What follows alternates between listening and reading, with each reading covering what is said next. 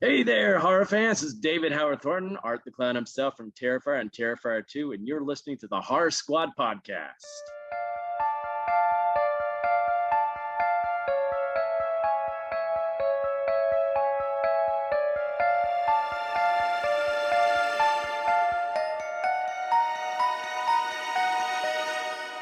Hello, everyone, and welcome back to the Horror Squad podcast. This is episode number 405, where tonight we'll be talking about The Black Phone 2, the newest release, 2025 release. Did $26.5 million in the theater. Blumhouse's best opening weekend movie yet for the year. So, Oh, shout out Black Phone 2. cool. Was it great? You'll have to wait until a little bit later in the episode to find out our thoughts on that. I am here, of course, as always, with Todd, sounding better this week. Well, better, worse? I don't know. That's up really to the listeners to decide on that one. He does sound different again this week, though. Me? But I'm here with Todd and Steve. And Steve, I know Oh, it's a big week. Halloween movie club coming It, up it this week. it is Halloween Movie Club. I moved it up a week because next Friday is actual Halloween, and I'm assuming everyone's going to be busy trick-or-treating because that's what we do at our age. So this week we are going to show Ernest Scared Stupid and Halloween Party. So Ernest Scared Stupid, a classic. I grew up with it, absolutely love it. You get to see what happened to the killer clowns from outer space because some of the trolls in that are just reused costumes from killer clowns. And Halloween Party I've never seen, so I could not tell you. Hopefully it's good, but no, nice little Halloweeny theme for movie club this week. So come join us today. The day this episode releases at 9 p.m. Eastern. All right, don't miss it. Uh, how do you join the movie club? Discord. Just join in through that. We've been getting new people every now and again, so we appreciate all the new people jumping in, joining in on the discussion. Don't be shy. Don't be shy. If you want to be shy, you can just creep too. It's fine, but don't be shy. You can join Movie Club. It's linked over on our Instagram. Our Discord is, or you can send us an email or a DM and you can join in on that Discord to join Movie Club every single month, hosted by Steve. And Todd and I on the rare occasion might show up to it. But Todd, how you doing, buddy? You had a big HorrorCon weekend, if I'm not mistaken. I did. I was gonna say for what watched, but I can go through the rundown now if you guys want. If you want, unless you didn't watch anything, we can save I it for watched what a ton watch. of All stuff. right, well then let's hear it. Hear all about it. All right, Scarefest weekend, which is touted as the largest horror convention in Kentucky, which is easily it is. It's down in Lexington at the Central Bank Center. It was this past weekend, and man, nothing but praise this year for them. Obviously hooked us up with a media pass, but that's not the reason I'm praising them. Last year, I kind of crapped on the whole entry process. It took about 2 hours to get in. It was completely broken. Everyone was mad. They had to come pull people out of line to go get in the photo op lines because they hadn't even gotten the real tickets yet. It was a nightmare. This year, however, complete 180, amazing experience. Walked right in at opening bell, whatever you want to call it. Walked right up to the podium, got our passes. One of my friends was there too. He went up with his normal pass, got it in about 5 minutes in line, opposed to 2 hours, which is fucking great turnaround. Awesome work by that team over there at Scarefest. And then the guest list was just fucking insane. Robert Englund, Chris Jericho, about 12 different people from the Nightmare on Elm Street cast, Grimm, which I'm not familiar with, but the entire cast of that was there. Everyone from Reanimator, everyone from My Bloody Valentine, except one girl she did cancel. Everyone from Monster Squad. I'm not just being facetious here. Everyone was fucking there, dude. They had over 50 guests. Kane Hodder, 5 or 6 people from Friday franchise. Officer Dewey, which was relevant to our last week's episode. He was there, looking great too. I might add, looking fantastic. Oh, and the boyfriend too from Scary Movie was there as well, who I'd never seen before. Looking great as well. RJ from freaking House of Thousand Corpses, Pumpkinhead cast, Michael Berryman, the complete cast of Subspecies, the complete cast of Return of the Living Dead, complete cast of Dawn of the Dead, all of the Hellraiser people. It was fucking like it was banging. They would not stop announcing people, and it got to like be frustrating because you're like, fuck, now I gotta like figure out where I'm gonna get more money for this because this had already was gonna be a signature heavy cost for me, and they just kept announcing people that I needed and I wanted, and it was banging. So like hats off to them. Not only did they improve their entry process, but they had a billion people come into this. And then the organization, right? We always complain about organization at cons, like where you're just like elbow to elbow with people and like your line is mixing with another actor's line. I just had that problem with Horror Hound. Scarefest, man, they space things out and they had lines painted on the floor, easy to follow. None of this like, please make your own snake and try to figure it out. No, it was very managed very well. So I appreciate that. As far as like, oh, and Angry Grandma, I don't know, she's like a YouTuber. She had the biggest line of everybody there. Besides Robert Englund, of course, who you had to buy a ticket pre-sale to get into him. But yeah, she was there. So just a ton of heavy hitters. Personally, I met a few people. Michael Berryman for the first time of, House of Thousand, or not House of Thousand Corpses. He was in Devil's Rejects, and then he was in Hills Have Eyes. And first time meeting him, man, what a delight! Fantastic guy. I was in line behind this one dude, and he even called me over. He's like, "Hey, I'm going to tell a story. You want to hear the story too?" I'm like, "Yeah, of course." So like, got to hear that stuff, and then when it was my turn, he just, unprompted started asking me about myself, like asking me about books, and I asked him about books. I guess he's a big reader, and he wrote his own book, which I'm gonna have to pick up, an autobiography about his life, which I'm interested in. Just telling me stories about horror, and just honestly, just being a nice dude and being attentive, and he didn't give off that vibe of just wanting money, which is always nice. And he signed my I have a double-sided Hills poster, and I'm like, yeah, I don't know which one I'm gonna have you sign. He's like, I'll do both for same price. I'm like, hell yeah, dude. So he signed that, which was really nice. So Michael Berryman, if you have the chance, meet him. He's a delight. And then I met two people from Return of the Living Dead. I'll start with the good one first. John Philbin, who played Chuck. Really cool guy too. Very attentive. Came out from his table just to talk, looking over the poster, talking about like when I met Clue and all that stuff. So he was great, fantastic. Miguel, though, this could be my only negative from the weekend. I was his only guy in line, and he walks up and literally just takes the poster from me and starts signing, doesn't even acknowledge my existence. I'm like, all right, cool. I'm like, hey man, I waited a long time to meet you. And he's like, oh yeah. I'm like, awesome, thanks. So I've heard I've heard positive things about him before, so I'm gonna chalk it up to maybe he's having a bad day, but still, I'm paying $60 at least look at me. So that's a bummer. So yeah, is what it is. But was able to complete my Return of the Living Dead poster with all the living cast members minus the child Pedo, I was monster. gonna ask Yeah, if you have so him on no, there. fuck him. I would never do that. Yeah. So that one's complete. It's looking really sexy on the wall right here. And then lastly, I did Scott Reiniger again from Dawn of the Dead, who plays Roger, because I do have the poster finished, but I want to start like an 8x10 collection of him, Galen, and Ken. So I got Scott this time, and Galen and Ken are both going to be at Living Dead Weekend in June, which I probably would go to again because I want to like take some dirt from the mall and stuff like that. So I did Scott, did 8x10 from him, super nice guy, and then met Galen and Ken again, talked about stuff because my friends got both posters finished by them. And then finally, last one here, I met what's her name, Stacy Nelkin from Halloween 3, who played the main love interest opposite what's his face, turn it off, what's his name, Tom Tom Atkins. Atkins. Tommy Atkins. There you go. And she was a sweetheart too, man. Very, very nice. This tiny little like thing that was just very bubbly and full of energy, and I loved the interaction. And she did a quote and signed perfectly, and her signature looks awesome. So yeah, freaking great weekend, full of vendors, full of panels and all this shit.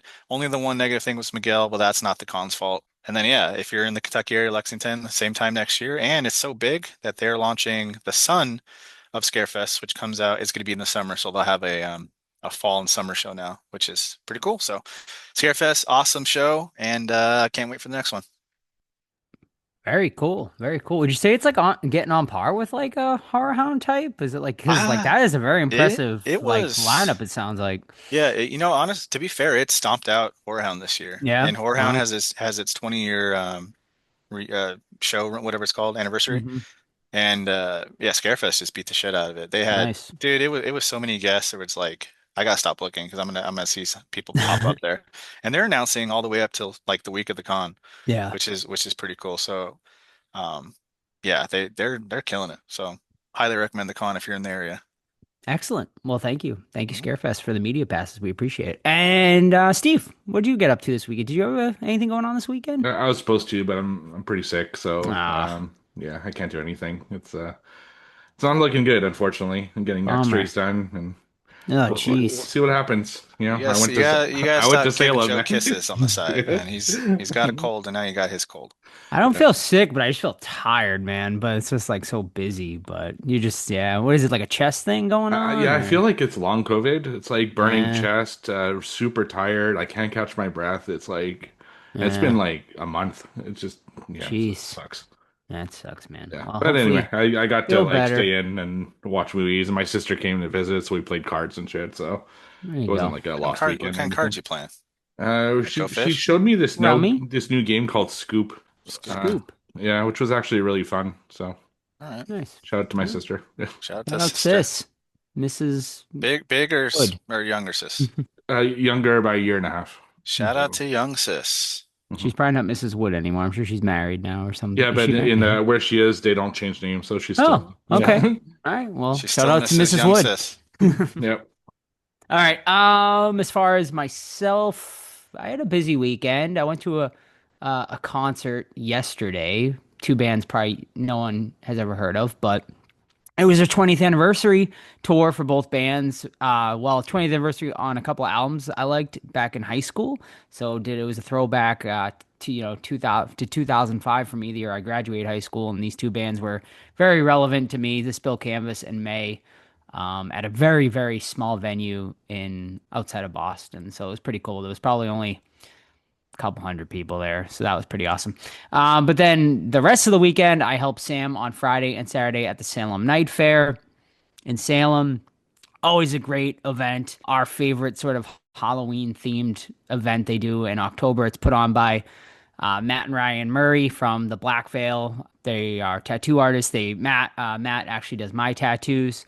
But then they do it up, man. It's awesome. It's out in the woods at Old Pioneer Village, which is where they filmed the intro to Hocus Pocus. The old timey 1600 Salem, and it still looks like that. It's out in the woods. They got a bunch of characters creeping around, and they got creepy music going. And then there's a bunch of really awesome spooky themed vendors that you can shop as well. So it's a great event.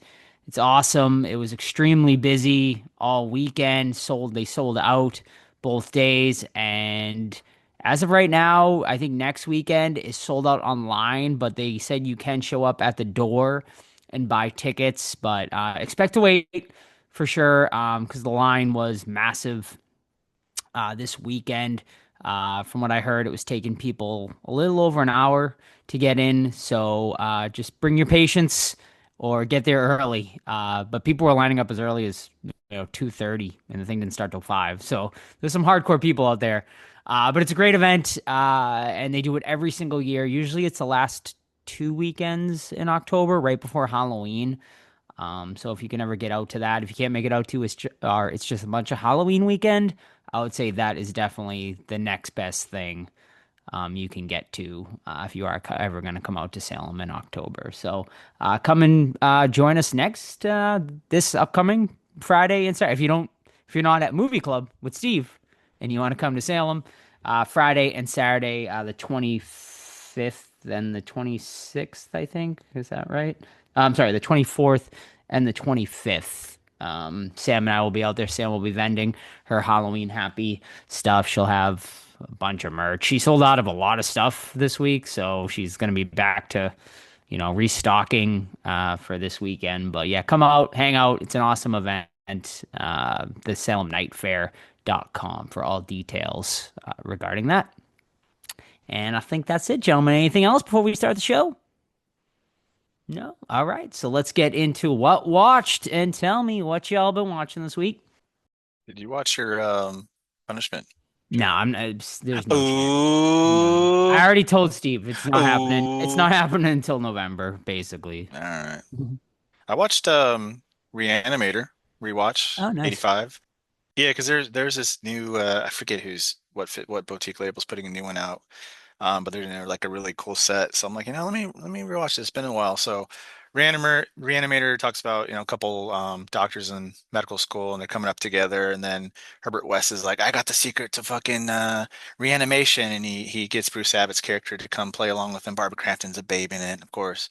And then yeah, we follow Herbert West, is a little freak. He's a little creep, dude. He's like the creepiest motherfucker around. If anyone's ever wondering who's doing the weird shit at the school, just look over in the corner. It's that fucking creepy Herbert West. And of course, like their reanimation tool doesn't really work all that well, and it turns reanimated people and corpses and cats and shit into bloodthirsty creatures and stuff like that. So now they have to figure out, like, they're trying to hide it from people discovering it. They're trying to perfect it, and then of course Bruce Abbott's trying to marry fucking what's her face. So movie's fun as hell, man. The graphics are awesome.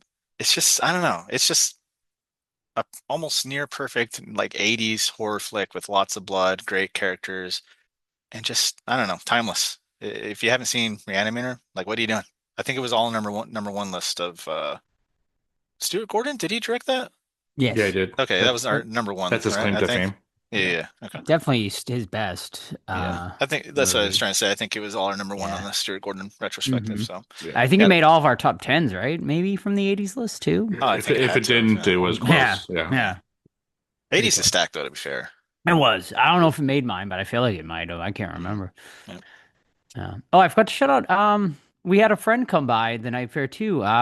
Old friend Weezerface, old listener, who she said she still does Nice. listen to the podcast. So shout out to Weezerface for dropping by. It was really great to see them at the night fair. So shout out to them as well.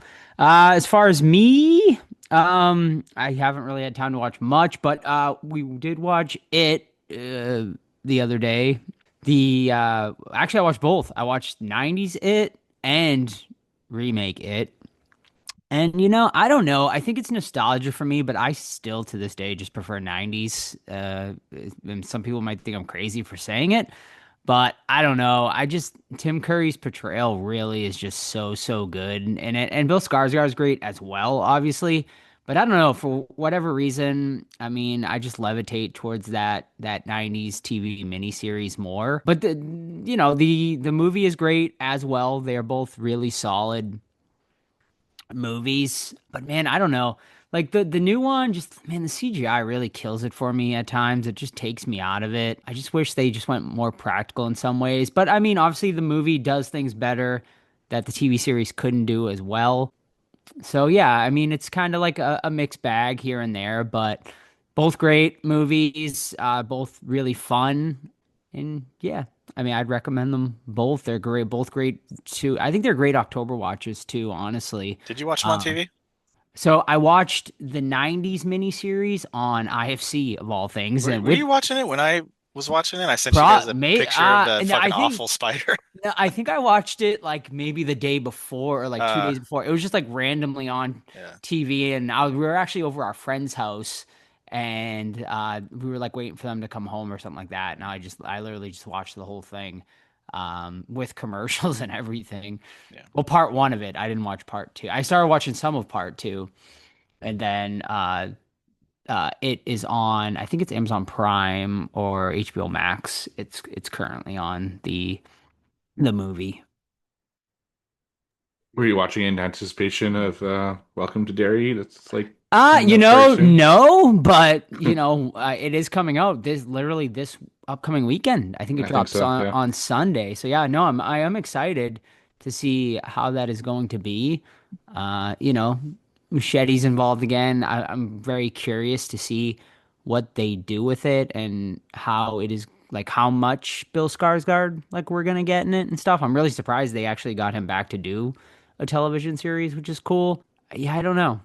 I'm curious. My expectations aren't massively high for it, but also HBO usually doesn't miss. So I feel like it will be probably pretty solid. Yeah, we'll see. All right, so my first one this week is a 2021 film that I watched over on Tubi, and this was a Todd recommendation. If I remember, I think he had it on one of his like homie like exchange club or whatever he does every once in a while. With Homie movie night, dude. That's right, yeah, with Brent and TJ, Yep. and that is Crabs! Exclamation mark. So Crabs is a story of a bunch of teens and the promise coming up, and you have two of them that are really good friends. One's in a wheelchair, and the other one's like his best friend, but like borderline his girlfriend, and they're just like it's like a will they, won't they type of situation, and other people are getting involved, and you're kind of trying to figure out, okay, obviously he has to ask her to prom, but other people are also asking her to prom, and they're kind of figuring their teen love out. Meanwhile, they're also like really crazy inventors. Like overnight, she creates basically like a machine that he can walk with, which is like absolutely crazy. So all leading up to something, obviously. And then all of a sudden, out of nowhere, these alien crabs start attacking and killing people in the town, and they end up taking over the town. These crabs are not just killer crabs; they're like fucking just chill crabs. They DJ, they jerk off to porn. Oh, It's like a weird fucking thing. The crabs are just hilarious. They almost remind me of like Gremlins in a way. Yeah, it's a wild movie. I enjoyed it. I thought it was a fun flick. There's some cool kills. I actually really liked the characters in this. Like, I was really invested in whether or not that couple would get together because they did a good job of kind of establishing everyone. Similar for one of them has like a parent that's involved. The other one, it's like her brother or his brother, and everyone is just like really likable in the series. And the kills are fun. Like I said, the crabs are hilarious. If anything, my complaint over the crabs would be that we didn't see them enough. I wish that there was more of them. My big issue with the movie, though, is the last 10 minutes. Absolute dog shit, in my opinion. I didn't like a second of it. It was way too ridiculous for its own good, and it kind of ruined the movie a little bit You're for talking me. about the mech? Yeah, and just like him being like the government's like attack, almost like a fucking Pacific Rim situation. Anyway, it's dumb as shit. But I still enjoyed it overall and would recommend it. I gave it 3.5 stars. That's Crabs over on Tubi. Nice, nice, nice, nice.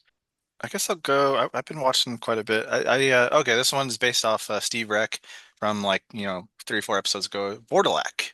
And I believe this is a French film. It's in French, right? Yeah. And it's set, I don't know, back in the fucking day when dudes were wearing wigs and powdering their faces still. So whatever that time period was.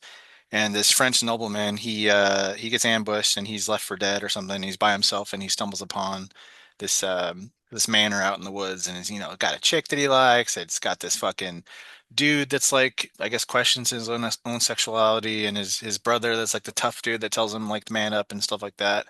And they have this dad character. He's kind of a mystery, and he's like from what the family describes, he's like on his deathbed. Like, what the fuck? Like, why did you let him out of the house? And allegedly or apparently, the dad left to go fight the Turks who had been wreaking havoc on this town and shit like that. So they think he's dead. But he shows up and he's like literally a fucking skeleton basically. And the way it's played out is he's like I guess you can call him a puppet, right, Steve? But not in the sense like a Muppet or anything like that. More like a I don't know, how would you describe that? Because saying puppet sounds I like mean, fucking yeah, it's like a full size, almost like an animatronic, yeah. but more like puppeted animatronic. Mhm. It's Like you really can interesting. tell. It's fascinating, like what they do with that Yeah. character. Like you can tell that it's we'll call it a puppet, but it looks really cool. Like it's pretty effective and it's actually pretty dang creepy. The movie itself it is slow, so you got to come into that expecting that it's gonna be slow. And I think it's a tad bit too long, especially in the middle there. But essentially, this is a vampire story, and we're following this dainty ass, pussy Frenchman as he's like powdering his face and then trying to rail the daughter of the clan there, and then eventually he kind of mans up and he's got to be like the guy that stands up to this fucking evil. And yeah, there's a fucking honestly like it started out I loved it and then it was like all right we need to get something going here and it was dropping down in points for me and then there's a sex scene towards the end which is fucking nuts and the twist with it is fucking gross and insane and I loved it. So yeah, Ingenuity fucking 5 out of 5 because I love the puppet and I love the way they did it and it sounds silly but it's really effective. But overall I'm giving it 4 out of 5 and I think this definitely would have squeaked into my top 10 for 2023. And yeah, Bordelak, and that's over on Shutter. Dude, I love that Frenchman because he's so dainty So and dainty, dude. but it's funny. Like you're watching him, and it's like, yeah, His little like mannerisms with his little he right. gets scared and he pulls his arms in like he's gonna get beaten. It's like, dude, calm down. It's pretty good though. Yeah, and the puppet thing like surprised me at how fucking creepy Yeah. it is, and It's a really like I love that they went that direction with that Hmm. character instead Oh of yeah, going super like cool. CGI or some bullshit. Hmm. Yeah, it's one I gotta watch. I keep forgetting. It's on my list. And I'll probably put it towards the top of the list, honestly, at There this you go. point. All right. Let's see. What do I got? I got a true crime doc for you true crime fans out there. Oh, I know we have a true crime channel now oh, on the Discord, so I'll start doing true crime a little more. I watched a new one on Netflix called The Perfect Neighbor. And this is a story I had no idea about, and it happened really recently. It was like 2023, I think, or it started like back, I think, in 2022, and it kind of it goes over like a year and a half period. And the thing is told completely through basically police body cam footage and calls. So, and that's stuff I always really love rather than hearing like talking heads actually being sort of in the middle of everything and sort of seeing everything. That's what I really love. There's been other docs that have done it really well as well. But this one is interesting. I don't want to give too much away, obviously, because it literally, I think, just came out on Friday. We watched it like as we were getting stuff ready for the night fair. But this is a really interesting story, basically about this neighborhood where essentially like everyone in the neighborhood basically gets along, and there's like a million kids like in this neighborhood. So the kids are like just basically like have free reign. They're just running up and down the street and just sort of like all the neighbors sort of accept it. Everyone like gets along, and there's one sort of quote unquote Karen in the neighborhood that kind of hates kids and is always sort of yelling at the kids to get off her lawn area, even though it's public space. Like she doesn't want them playing like around her area at all. She is constantly calling the police, and the police like know of her. We continuously get these body cam footage of them continuously going to her house and the issues she's having, with the neighbors, and we're hearing the 911 calls and everything. And then it escalates into something pretty insane. And yeah, I'll leave it there. It goes into a lot of different sort of areas, including, stand your ground laws and racism and a whole bunch of different sort of avenues. It's a very, very interesting and also sad documentary, but one I found very compelling and very good. So I would definitely recommend it. So that is The Perfect Neighbor over on Netflix. All right. My last one this week. And before we end the segment, I just want a third one from Todd because I want to hear his thoughts about Scary Movie after I do oh my yeah, for sure. watch. So this is one I watched over on Netflix. It is a 2020 film by the name of Nobody Sleeps in the Woods Tonight. So this is a Polish film. It's about a group of teens who have a technology problem. They're addicted to their phones. They're addicted to gaming. They're addicted to television, and their parents send them basically to this camp to reform themselves and not be addicted to technology in the same way. So as soon as they get there, they get all of their, tablets and phones taken away, and they go into the woods, and they need to experience like a week, I think it is, where they just go with a guide into the woods and learn about things that are outside of technology. But of course, these woods happen to be, I won't say not haunted, but like that have these two grotesque big dudes that go and kill people in this area. So almost immediately on night one of them gets killed. They start looking for him. They don't know what to do. And then the rest of the group scatters, and then they start getting killed off one by one until the two kind of main characters need to face those two grotesque guys and try to stop him, any way they can. But since they don't have a phone or any type of tools, they don't know where they are in the woods. So they also have to find their way back to some kind of civilization and figure out a way to do that. It was an interesting one. I like this one. It was easy to watch. It's like a typical teen like slasher flick. The look of the two like dudes is pretty cool. Reminds me a little bit of Scary Tales Tell in the Dark, like the the main big dude or girl. I don't remember if it was a guy or a girl in that one, but kind of like that. And the teens are likable. There's one of them who's a total geek. He's like constantly making movie references and stuff like that, like a lot of Alien and Terminator and stuff like that. Yeah, I enjoyed it. It's not like one of my favorites or anything. I wouldn't go out of my way to watch it, but you could definitely do worse than this. So that is Nobody Sleeps in the Woods Tonight. I gave it 3.5 stars out of 5, and you can watch it over on Netflix. And it also has a sequel, which I'm going to check out as soon as I can. Cool. All right, Scary Movie, 2000. Ooh. Long story short, man, I loved it, and I didn't expect to. I thought it was gonna be one of those things that, didn't age too well. But I was pleasantly surprised. It was hilarious, man. Ray was a fucking riot every time he was on the screen. Easily my favorite character. Doofy's fucking hilarious. There are some jokes that are like you know, apparent from the time, like a lot of stuff goes over probably kids' heads now, but the Diddy reference early on was funny because it's like relevant 25 years later. So I'm like, holy shit. The spoofing of I Know De La Summer and Scream and all that stuff was great. And yeah, man, like I said, I was surprised that I loved it so much because I was cracking up the entire time. My favorite part is probably the school PE teacher when her nuts fall out and hit Miss Cindy on Man. yeah, hit her on the arm. It's just so like, come in, dear, take your bra off if you like. I'm like, it's just, she was so fucking funny. So yeah, I loved it. I gave it a 4 out of 5. So I was really into it. Yeah, when Regina Hall goes into the theater and starts pulling out like fucking chicken wings and stuff, I'm like, Oh gosh, yeah. there's Todd. Yeah. Yeah, I thought it was Hiding so shit. funny. Yeah, hiding all this shit. And that was good. Yeah, I agree. It was better than I expected and remembered. I too gave it a 4 out of 5. Nice. Todd, yeah, Nice. And I think Sam might have given it a 4 out of 5 too. Steve came in the lowest at 3.5. 3.5. Yeah. Slapstick's not my favorite, and I am so over fucking like Matrix and Oh, like that's- yeah. What's Up was like, ugh, God, just like that shit. What you doing? None. Chilling. Yeah. Killing.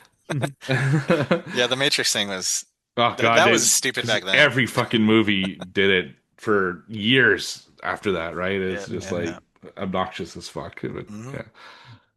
I think we should all go to a con and Scary Movie cosplays. Like everyone could just be a different character from Scary Movie. Todd can be Ray, and Yeah. I'll be Hey, Robin gang. Hall. I'll be What Cindy. do you say? Like, he took me to California or something like that. Yeah. Like, I want to go shopping. Then when he's like, they're making out in the back seat, he's like, oh, I love when you play with my ass. He's like, Ray. Oh, sorry. Not bad. All right, gentlemen. Thank you so much. I've been watching some. We've watched some TV Halloween specials as well, which is also fun. I gotta say, I mean, Roseanne, even though she's gone off the deep end, is crazy. Her Halloween episodes are still the king of Halloween episodes. They're just so good. So I highly recommend those ones if you're gonna watch TV Halloween and Home Improvement. I was gonna also say very Home good. Improvement's Yeah. like up there too. Yeah. Home Improvement is also very good. I gotta watch there's The Boy Meets World had some good ones as well.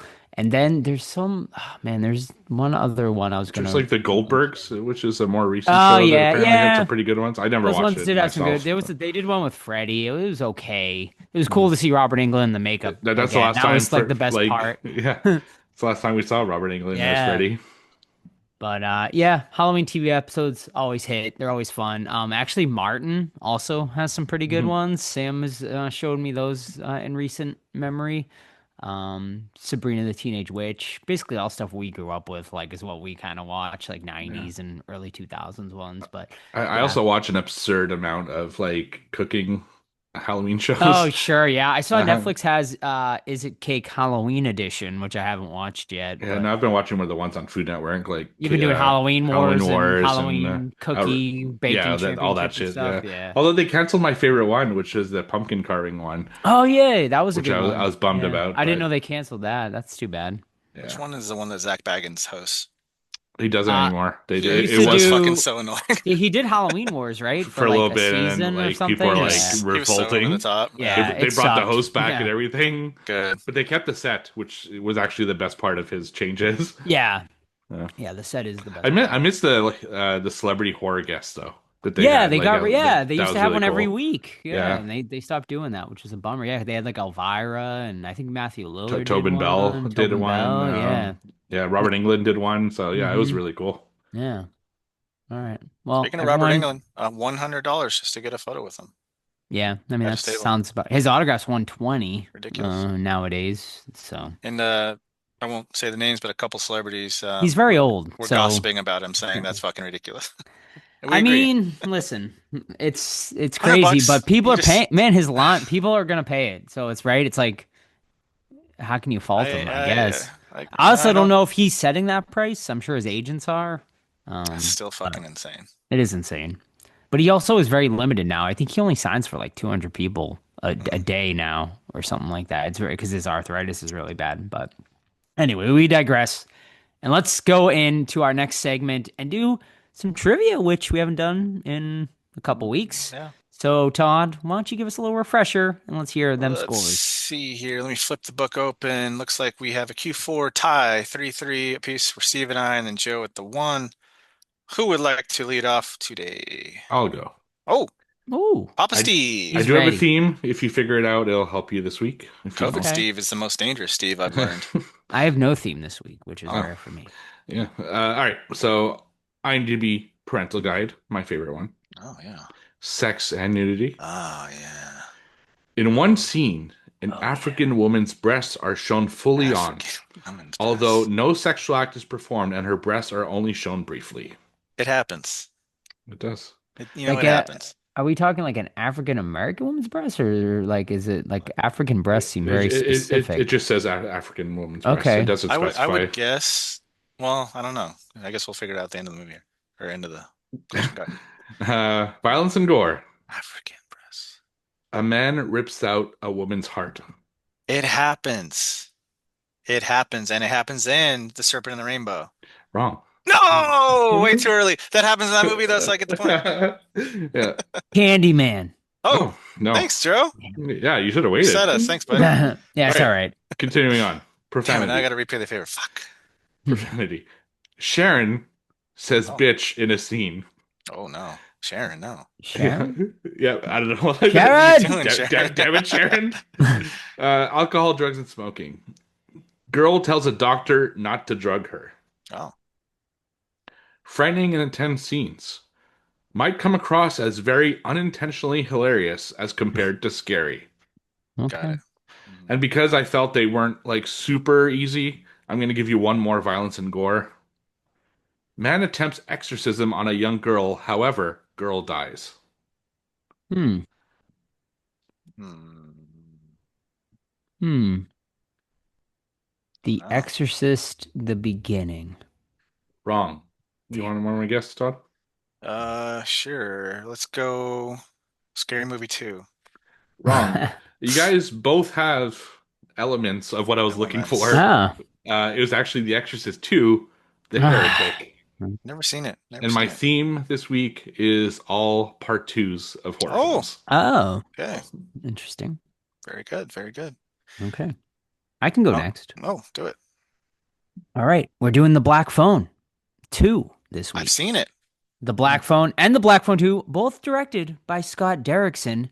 Can you Yes. name one other True horror or false? film? Can you name one other horror film he has directed? Sinister. Correct. Yes. The only one. Also, he has done The Exorcism of Emily Rose. Nice. He has done The Gorge, which Todd, I think, saw. He's probably There was speak another big one in there. Oh, he did a segment in VHS 85 as well. Hmm. And there was one other one. I can't remember. All right. In my current favorite movie, what? All right. So this character is called by this name about 7 times throughout this scene. Okay. What is the name of the detective character that shows up to investigate Braden, his claim of knowing who the Greasy Strangler is in the Greasy Strangler? Mhm. So Oh, Braden. Jody. Oh, nailed it. Yeah. Yeah, I was gonna do some explanation, but never mind. Very nice. Are you kidding me? Jody. I Yeah. am Jody. I mean, I don't know if people know this, but also played by Michael St. Michael. What? I know. It's crazy. Like the fucking Oh my gosh. The range. it Uncanny. blew my fucking mind when I found out. Mhm. This right. changes the whole movie for me. I know it's crazy. Like, watch it again because then you'll still be confused. Jody. Call out to the listeners to donate more for our next movie so we can get Michael St. Michael's Oh to my gosh. appear in it. His fee was what, 5,000? Yeah, something like that. Hell yeah, let's do it. All right, I'm just gonna give you the plot. Okay. I don't even know if you guys saw this one, but I think you'll know it by the plot. Okay. A girl named Rachel Newman has developed a taste for murder and will stop at nothing to become a college professor's assistant. American Psycho 2. Correct. Oh, good guess. American dude. Psycho 2, All American Girl. I've never even seen it, but Yeah. I figured, Your I thought guess. you might could guess the plot for that. Has anyone seen it? I did. Anyone? Steve did. I know. Yeah, I It was remember Steve fucking talking about it. awful. Awful. Got it. Like the guy who made it went on to direct the Teen Mom series and basically Did he? nothing else. That's And so and weird. Laguna Beach or something like that. So Big reality guy. All right. Guess the movie based on the IMDb information. This movie was released in the year 2009 with a PG-13 rating, clocking in at 1 hour and 32 minutes. Categorized as drama, horror, mystery, thriller, and supernatural horror. It happens. Currently sitting at a 5.9 out of 10 over on IMDb with a Metascore of 33 out of 100. Director Peter Cornwell. Cool last name.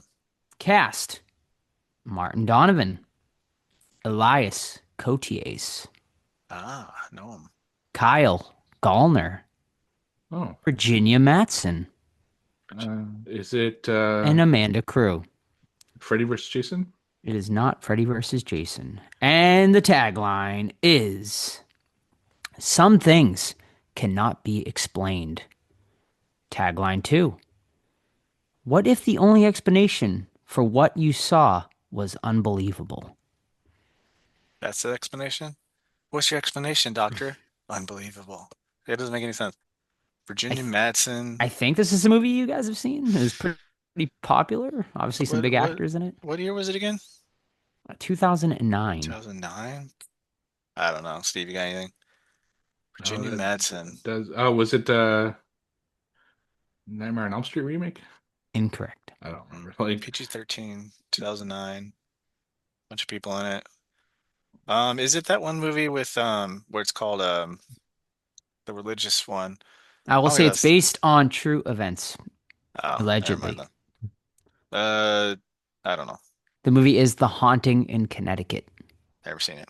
Never seen it? It's pretty Mhm. good. Is it? Pretty good. It's a good one. All right. I think I've asked this one before, but so be it. What is Celine's job title in the Underworld films? You did ask this, I think, just the other day, but like a few weeks ago, I feel like, but I still don't remember. I haven't watched this in a long time. What is Celine's job title? Journalist?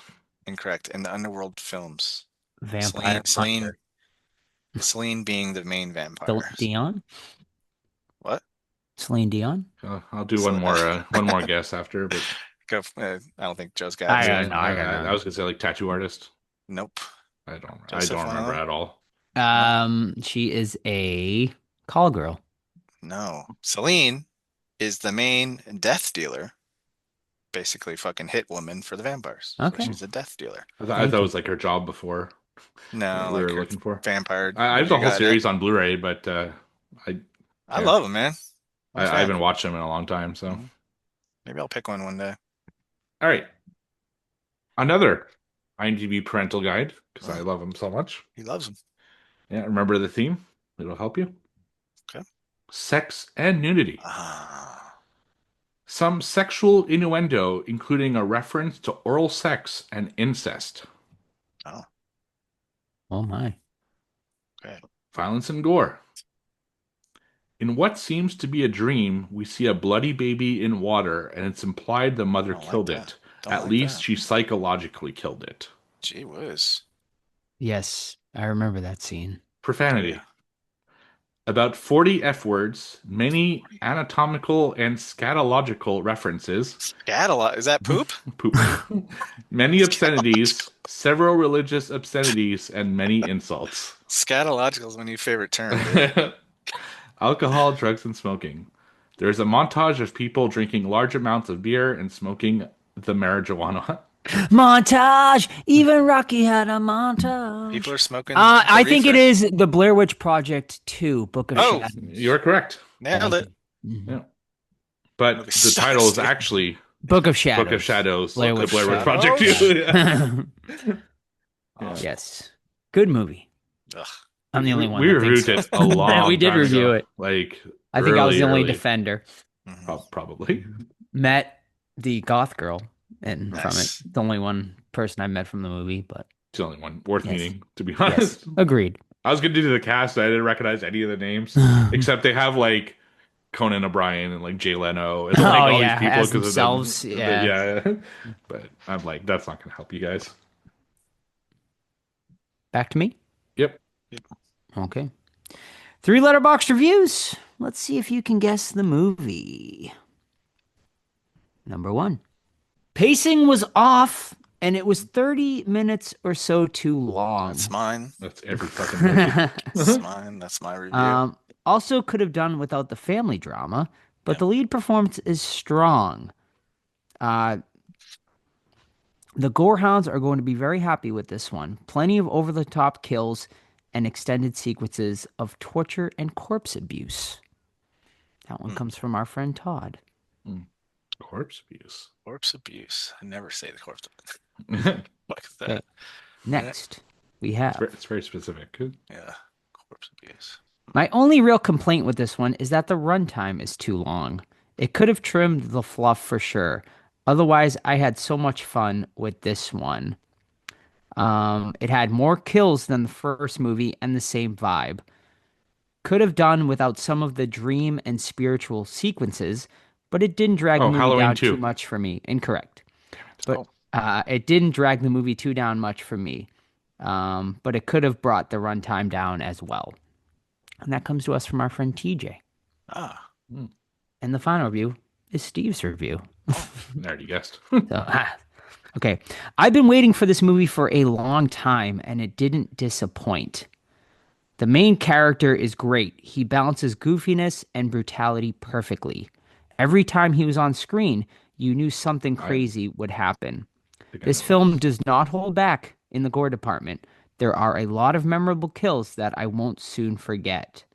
The final girl is also fantastic in this. No, I don't have it.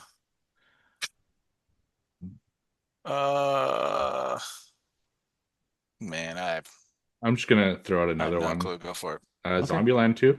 Incorrect. Uh, It is a Halloween themed movie. I will say that. Halloween themed movie.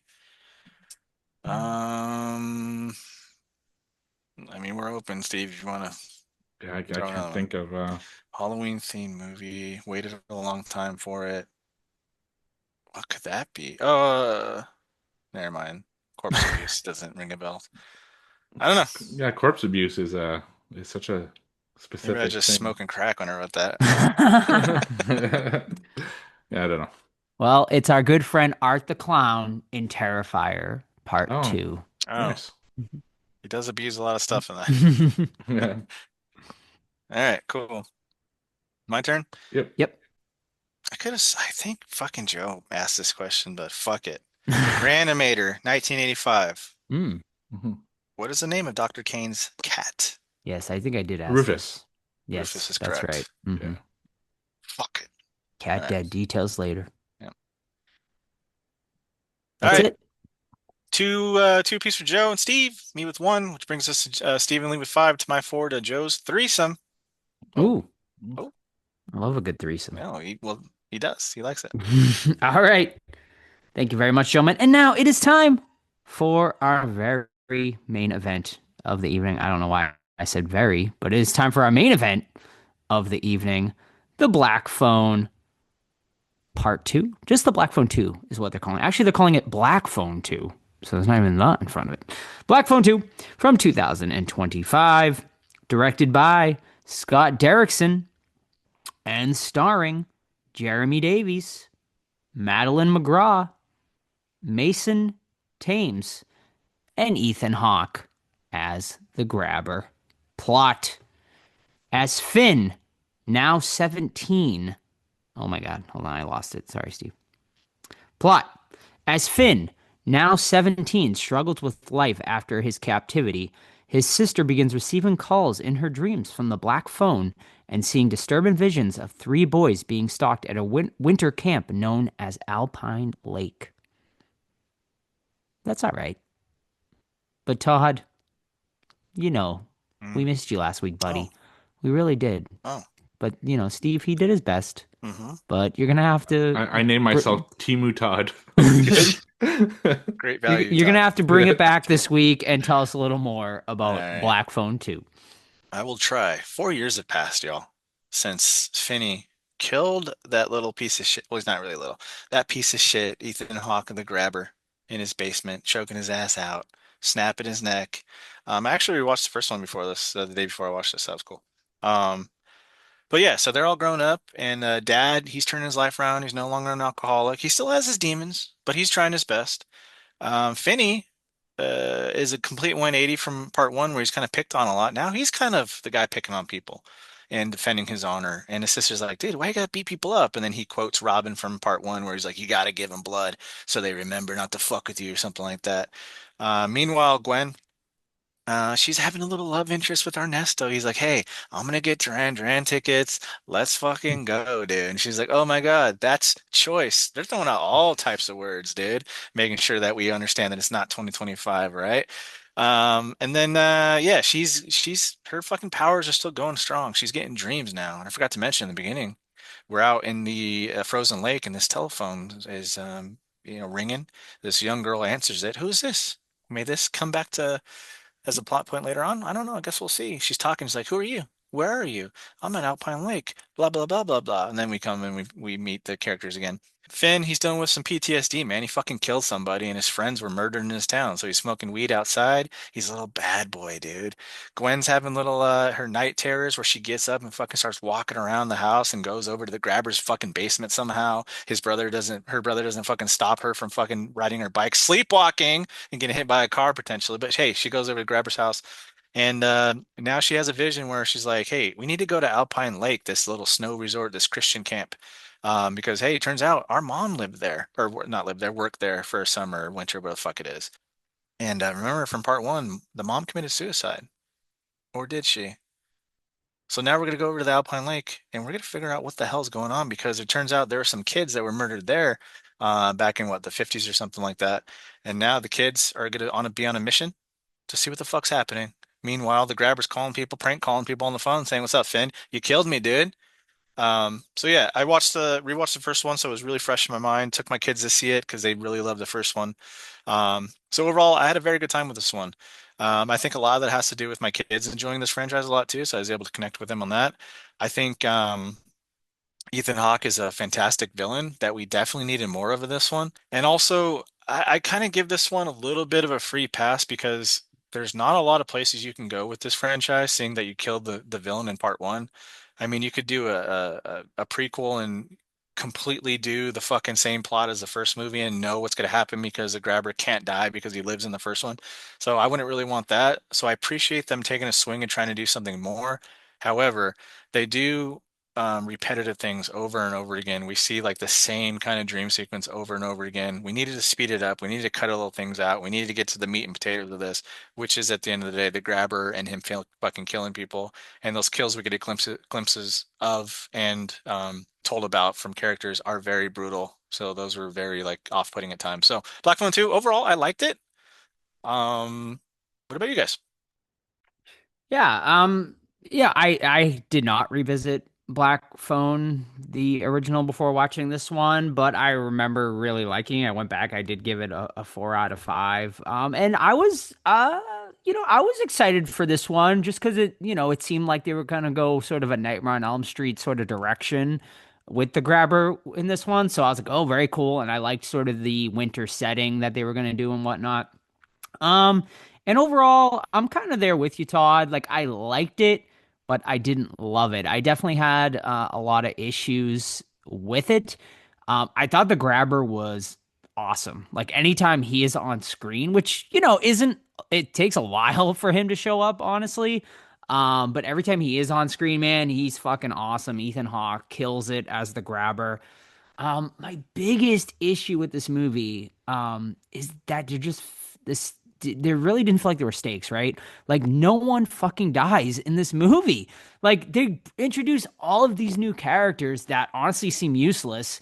And the grabber should have killed somebody. He should have been killing some of these people. They show that he has these supernatural powers, but they don't. This movie just didn't seem to have the balls to go through with killing somebody or something. You needed to instill more fear of the grabber, and it just did not get there for me. So that was really my biggest problem with the movie. Also, I did not really love our main character, the girl in this one. Some of her dialogue was downright atrocious. Man, some of like the go fuck a dinosaur dick and like some of that shit. Like I know kids say stuff like that, I guess, but I was cringing more than I should have been. So I think I had some issues with the writing here as well, but that was more minuscule to me. But the biggest issue was the grabber needed to be more brutal in this one, and it just didn't get there for me. I still think it's a good movie. I agree, it's repetitive and far too long. So I think it's a slight step down from part one, but I think there's so much potential there to continue on with this franchise. I just think it needs to raise the stakes a little more. Yeah, I agree with a lot of what you guys are saying. I feel the same way. I liked it, but it's not like even in my top 10 right now. And, that's like it should be. Um, the grabber is fantastic. I really want to stress this point. The way that like his mannerisms seem so deliberate and somehow give him like this extra like creepiness that I don't know, it's just the way that he moves, the way that he comes out of the shadows, the way that he looks. The grabber mask is so brilliant. How it could be just the top part, it could be just the bottom part, it could be both parts, and the way that they play with that is so cool. It makes him look different every time you see him, but familiar at the same time. I just loved every time he was on screen, but he wasn't on screen very much, which is a big disappointment. I was so sick and tired of the fucking flashbacks by the end. I mean, Todd kind of mentioned it. They were boring, to be honest. Like, it's just like, God damn it. I want to just move forward with the story. I don't want to keep going back. But I agree with Joe. The biggest issue is definitely the lack of stakes and the fact that there are no fucking kills in this. They even introduced fucking Karen and Kevin there, the two religious, like, old people. I'm like, great. There's two people you could easily kill. No one's gonna give a shit. They even fucking like hit him with a machete or not a machete, an axe, and they still don't die. They just like walk away like nothing happened. It made no sense. Like he should have killed pretty much every one of the people at this camp. Maybe leave Mustang alone because I liked Mustang, but everyone else should have died probably from this camp. It should have been just like the father, the two kids, and Mustang, going away. And it's just, yeah, I don't know. And another issue, and maybe it's just me, maybe I'm just too picky, but I found that the dead kids, the makeup didn't look good.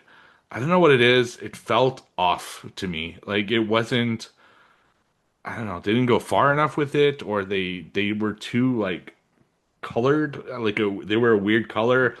It just it felt weird to me. Like it didn't feel like as cool as it could have been. But yeah, I still liked it. I mean, despite most of my complaints there, it's a good movie. I also think it's a step down from the first one though. Yeah, Mustang's name is stupid.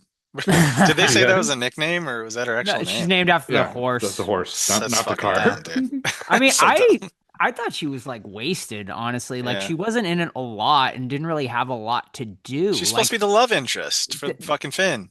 Right, And it when never she's came up. not. No, it never Yeah. materializes. Like I feel like most of these characters are wasted here, right? Mm-hmm. Like they introduce these like 4 new characters and they're all pointless. Like Right. they should have either been used to be killed or I mean, literally, like the two religious people, especially, they're introduced what so she can call the one a twat, like at Yeah, one point, like like it's twice. like Yeah. used for like a comedy line or like her to show that she's sort of like a rebel, I guess. But yeah, man, the Ghost Kids didn't bother me. I thought there was some great imagery with them, like especially like when she finds like the kid like in pieces at one point.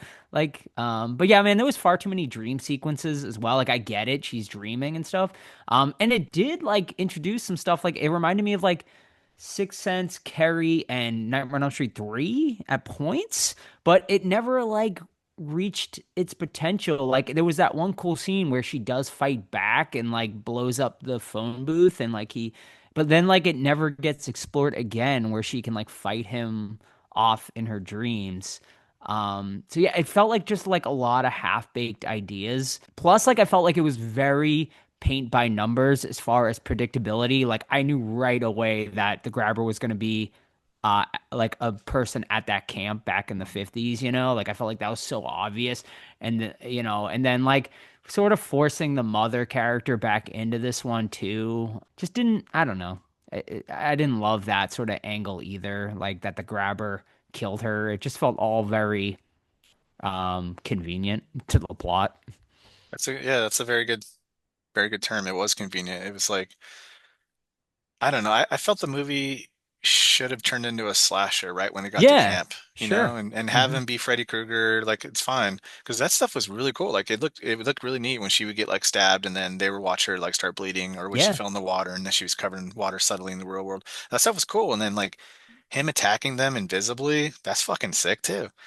But like, I think they were scared like to go to what? It like was that. rated R. They just hacked up kids though. Like, Right, but I think they were scared to of the Nightmare on Elm Street references, right? oh, Like, oh, this is just a Freddy come on. ripoff. But I think it's so been 30 or 40 years. You know what I mean? Like, make a Freddy ripoff. I think I was into it, like when Mm. that stuff was happening, and I think most people would be. Yeah, his little ice skate feet, fucking cool. Yeah, that was Um, cool. Yeah, but yeah, what was her name? Barb, the fucking Karen. Like yeah, fuck her, dude. And she definitely should have got her head cut off. And like, yeah, I'm with you guys. Why don't we kill these people? And then a lot of half-baked shit, like you said. No, Arneste's a little love interest. Well, he makes sense. He's Robin's younger yeah. brother, and he's like, hey, He can you was tell me about fine. Robin? Yeah, He was a good character, I thought. yeah. I think so too. But the camp He could have runner died guy. though. Yeah, I he would could have have been died for fine sure. with it. Yeah. Easily, yeah. Dude, okay, first of all, I got a joke. No way he doesn't have a fucking boner laying in bed. Secondly, like the guy is totally wasted because he's like, "Oh, where'd you get those tattoos from? Prison." And then nothing ever comes of it. I'm like, Right. "Oh, I thought he was gonna be like a secret badass guy, but he's just some fucking dude." Like everyone has little glimpses of backstories that never fucking come up. Like Mustang, she like winks at Finn, like, "Oh, there's gonna be his love interest." Never comes up again. The prison Mhm. thing, "Oh, something's gonna happen with that." Never comes up again. And then your joke in a chat, Joe, which is really it makes sense though. Like the police. I'm stealing this from Joe. He said it first. The police never looked in a fucking lake. Yeah. This place is based on a lake, and you don't drag the lake. That's the first thing they do when something No, it was happens. frozen over, so I of don't give a course they shit. don't. It's I frozen know over it's 4 months out of the it's year. stupid. That Fucking was dumb. ridiculous. It And was like, the lake is also like three Three feet feet deep. deep. Like, They're looking at the lake with a fucking flashlight, and that's all it takes to find these bodies. I'm like, you fucking kidding me? 30 years later, Yeah, might I yeah. add. Big old barrels of shit. Which Yeah. kids are in this like every year. Not one of them has dived in this 3 foot lake to see if they can find some shit. Give me a break. But after rewatching part one, I remembered all the stuff I didn't like from part one, and it's all these little plot conveniences. Like in the Mhm. first one, Finney escapes the house, and he's like running for his life, and he gets caught by the grabber. And he's like, "If you say anything, I'll slit your throat, bitch!" Start screaming. Like, who cares? You're gonna die in the basement. Or you're gonna die right here. There's so many like very convenient things where you have to like turn off your brain, or you're gonna nitpick stuff because come on, like we just said, you're not gonna fucking look in the first fucking place you would look if you're gonna dump a body in. Mhm. Shut up.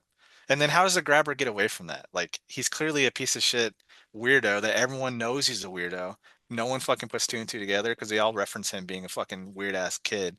I don't know, man. It's just one of those convenient plot devices. Mhm. yeah, and another problem I have is that they tease us with kills, but then don't deliver. Like in the trailer, you see the scene where I think it's the main girl, and she's in the phone booth, and it looks like she's getting blended in there, and it's like a tornado of blood, and then she does it also in real, like, in real life. I thought that would be a kill. Like, I didn't think it'd Yeah. be the main girl. I thought that would be like one of the other characters just getting. And how cool would that have been that they get blended in the phone booth, but also in real life, and you see like blood and everything, like just fucking It's been amazing. flying everywhere. But that's constant in this movie. Like I said before, with Barb and her husband there, that he goes after them with like the friggin' hatchet, and he like skates to them and then gives them like basically a paper cut.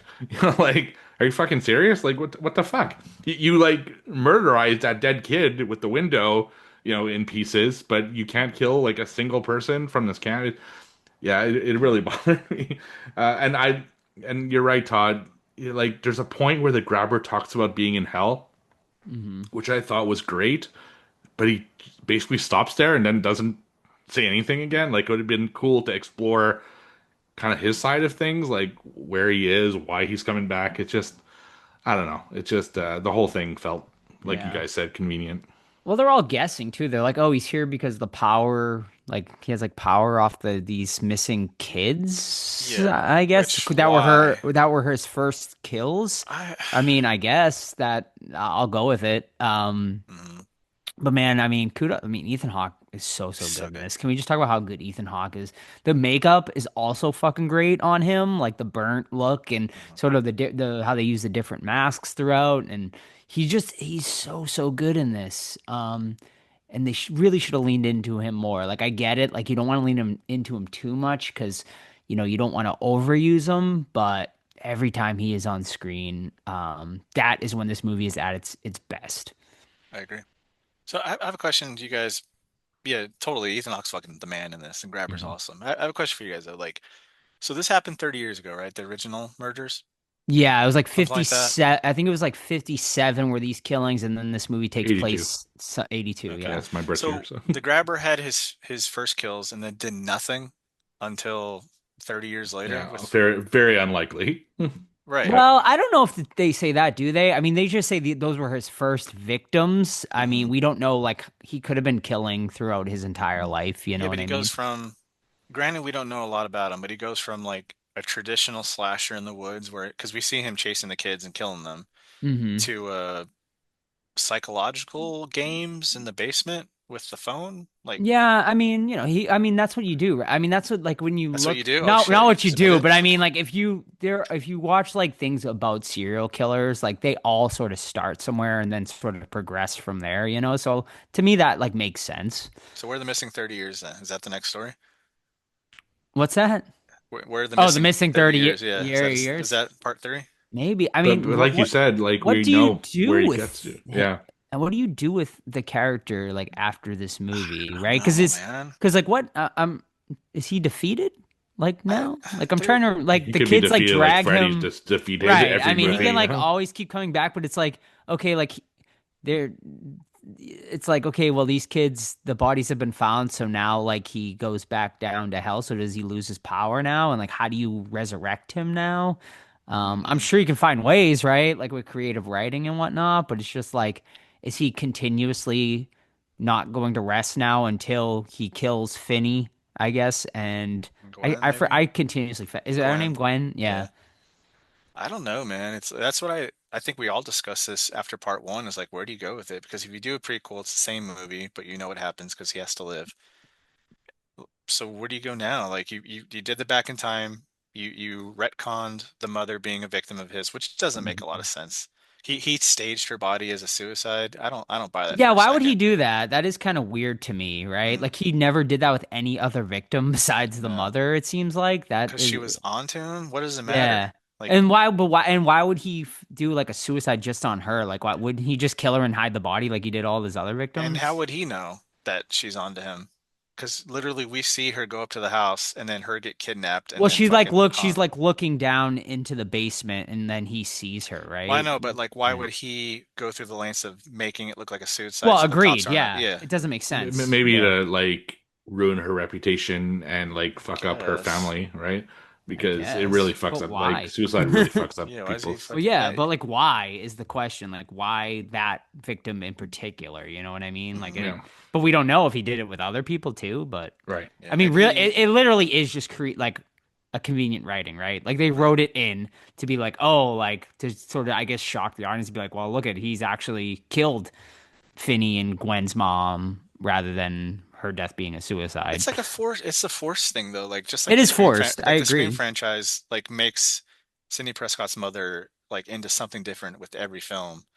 It's Hmm. like just keep it how it was. Like she was Yeah, cheating, or it you know what does I mean? start to Like get, yeah. we don't need to make it like over Yeah, the top three fucking is the most connections. egregious, like Right. force stuff, like She was with an actress, and yeah, like yeah. what? Like what's going on? Hmm. It's just like there's so many like I think you mentioned half-baked ideas, and even going back to the grabber, we love him. He's a cool character, but like so he's like a mad magician?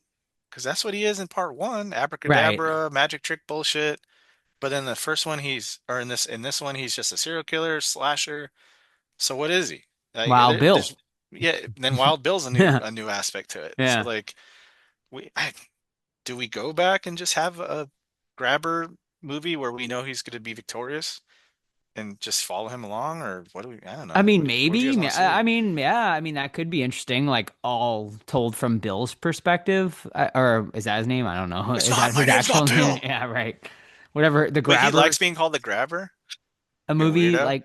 Well, yeah, I think he takes it as a badge of honor. Uh, But yeah, I mean, yeah, I don't know. Because I'm down for this franchise to continue because I think there's good ideas and cool stuff that definitely can be explored. But I kind of want more of the supernatural stuff, I think, rather than going back and just seeing another serial killer type movie like we got in part one.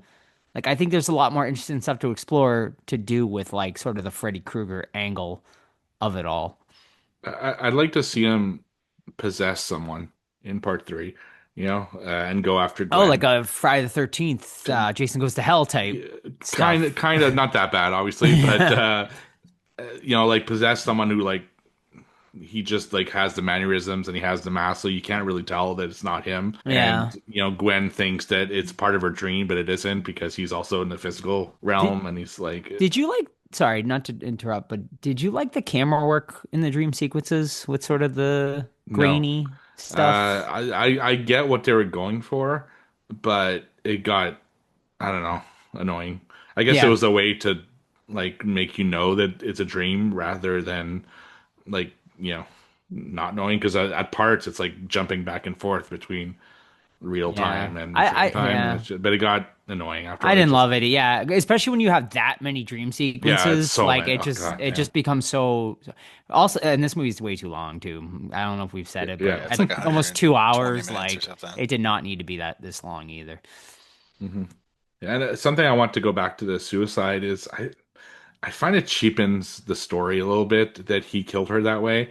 I Mhm. would have preferred if he was haunting her as well, like just psychologically, and she wasn't strong enough to like defend herself, and she did commit suicide. But that was Mhm. the reason, and then she basically goes back to tell her daughter like you need to be strong enough. Suicide's not the answer. It's just I Yeah. don't know, the fact that he kills her. It's like That was Also, the like, exact reason in part one too. That's what the yeah, dad said. Her hmm mother was haunted and she killed herself. yeah. also, also, like, there's this whole dialogue with the grabber about this movie's supposed to be about his vengeance, and I mean, he never does anything. Like, No, he's zilch. like, you expect it to be like sort of this, like, oh God, he's gonna like be brutal. And he even, I mean, I love the line where he says, abandon all hope, ye who enter here. And talks about sort of being in hell and how it creates that dialogue is probably my favorite thing he says in the movie about how in hell it just takes like the worst parts of you, you're no longer human and stuff like that. I'm like, that is fucking cool. Yeah, and then just like we never get the brutality of what he should have been, and it's really, the more I think about it, it's like the more disappointed Mhm. I am in this movie. Yeah, it's definitely very strange that usually sequels will one up everything it did in part one, and this one step back. Yeah. Yeah. And then just sort of the corny sort of with the mom calling and stuff. I mean, yeah, you try tugging on the heartstrings there, I suppose. There's maybe some tears in the audience, but to me, it's just like, yeah, all right, whatever. Move Didn't along. didn't didn't capture me. And the I dad's like, guess all how right, it should let's have been. drive home. And we're not gonna talk about this fucking Yeah, and I invisible thought that serial killer. I thought they were gonna explore Jeremy Davies like alcoholism more or something too in this one because like he's like don't drink and stuff like that. But I feel like in both movies they really wasted Jeremy Davies' character. Honestly, I feel like he could have been a lot. He's a great actor, and I feel like they could have used him in better ways in both movies. Yeah, but Did you shout out guys to the laugh? winter setting. I love winter settings Oh Yeah, yeah. I in horror agreed. movies, Yeah, and for yeah, sure, there should have been more blood. I mean, if you're gonna have all that snow, fucking use For for it. You know? real. sure. Yeah. Did you guys laugh when the brother character comes back and he has an axe stuck in his head still? I Oh thought it looked so God. goofy looking. It's Yeah, goofy. it did. Yeah. Yeah. It's like, A whoa. little. But yeah, I mean, oh yeah, I still liked it. Yeah, I Yeah, I liked it, but I mean, didn't love it, is the problem. yeah, agreed. I liked it a Agreed. lot more coming out of the theater than after talking about it, so Hmm. definitely dropped a little bit for me. Yeah. Yeah, I mean, there's a lot of there's good stuff here, there's bad stuff here. I think we covered anything else, guys. I think we pretty much covered the whole movie at this One point. one Yeah. question, just because I happened to see it was going circulating online this week, is the Grabber now a horror icon? I think he's on his way. He's getting close. He's getting close. I think he needs a couple more movies under his belt, but Hmm. I think he's definitely on his way to being a new age horror icon for sure. Yeah, Yeah, I he agree. has a great look to him. He's memorable, He's an original. amazing look. Yeah. Yeah. You Hmm. would I think 1v1, no supernatural. Who wins in a fight? Art the Clown or the Grabber? No supernatural abilities. No supernatural No, abilities. just one on one. Oh I'm going man. Grabber. Grabber's kind of jacked. Okay. I mean, it could go either way, Art the really. I Clown's a little think. skinny little twerp. But So Art the Clown really goes for it. Like he's fucking fearless. So he does. I don't know if the Grabber is fearless enough. I think the better argument is supernatural abilities. I mean, they're both pretty. I think it'd be a pretty even fight. I guess we know more about Art at this point, though, so probably Art. Yeah. Well, we're Since gonna. fucking dickhead couldn't even kill that Barb chick. That's right. He didn't kill anyone. Yeah. Kill anyone. Yeah, Not in the yeah. supernatural aspect. I mean, he killed a lot of people in real. Like hypothermia could have fucking at least killed someone. Like they're underwater in the middle of winter and they don't have a change of clothes. They would have died within fucking Especially if the 10 fucking minutes. dude was like laying out there for God knows how long in the Yeah. water. Yeah, absolutely. No, there's no way that these people like they're totally fine after. Like nothing happened. Like, ooh, a little chilly. Yeah, she gets cut in all these places. No, she's fine. No, I will. no. Yeah. Walk it off. I will say they did a good job of like you think a killer on ice skates would come off goofy, but I think they did a pretty good job of Mhm. having him on skates Yeah, and when he comes out looking of pretty fog, cool. sick. Yeah, it Yeah, looks they pretty also cool. set it up. They Yeah, talk about him being like a really good proficient skater skater, and yeah. stuff. Yeah, and playing hockey and shit. Yeah, so that's cool. Mhm. Alrighty, well, I think we got it all covered pretty much the whole movie, gentlemen. So why don't we get into rating it? Yeah, man, it's a good movie. It's just not to me a great movie. There's just a lot of stuff that unfortunately did not hit for me. But would I watch it again? Yeah, probably, because I think there's some good stuff in here, and The Grabber's awesome. Not gonna make my top 10 though, most likely, unfortunately. Which is that's a miss for me because I highly expected this to make my top 10 because I'm pretty sure Black Phone made my top 10 from a couple years ago. So but yeah, solid movie. I would recommend it even though I didn't love it. So I give it a 3.5 out of 5. All right, out of the theater, I was at a 4, but having after talking about it, it's dropping down to 3.5 for me for all the reasons we already mentioned. This one's actually sitting at number 10 for me, but I expect it to get knocked off. Yeah, right there with the ice, 3.5 out of 5.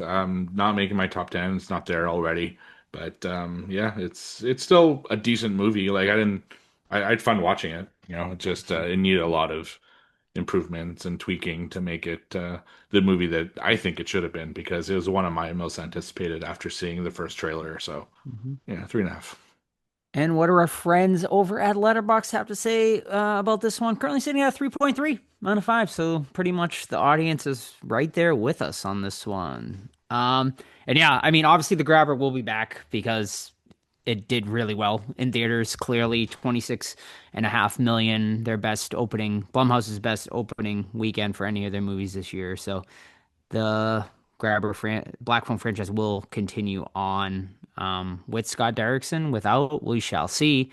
Is Joe Hill have anything to do with this, I wonder, at this point? Or probably not. He's promoting it a lot. Has he been? Did he write Okay. it? Is that what? He wrote the original Those- short story. Yeah, the first one it's based off of. I don't know if he had anything to do with this. I Script think he or does anything. because he's been promoting it pretty hard lately. So I guess Okay. he's involved somehow. All right, cool. Alrighty, well, I think that is going to wrap it up for this week's episode. I mean, you guys down for Black Phone 3? I'm sure you are, right? Yeah, I'd More watch it. Grabber, right? Yeah. More Ethan Hawke, yeah.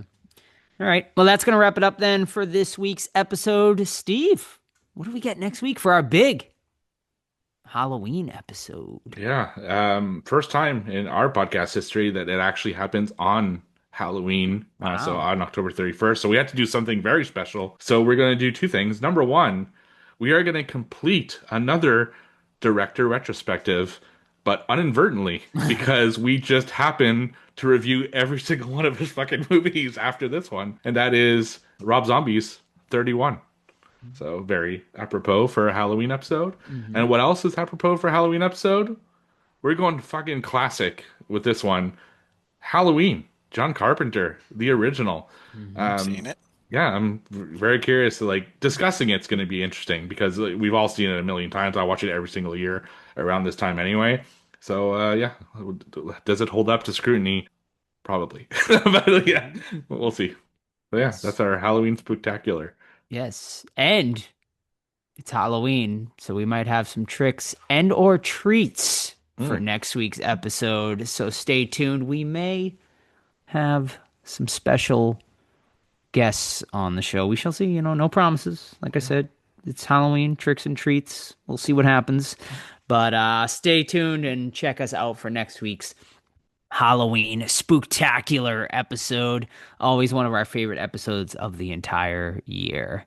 In the meantime, you can keep up with the podcast, Facebook, Twitter, Instagram, Threads. Just search the Horror Squad Podcast. You can email us at any time, the Horror Squad Podcast at gmail.com.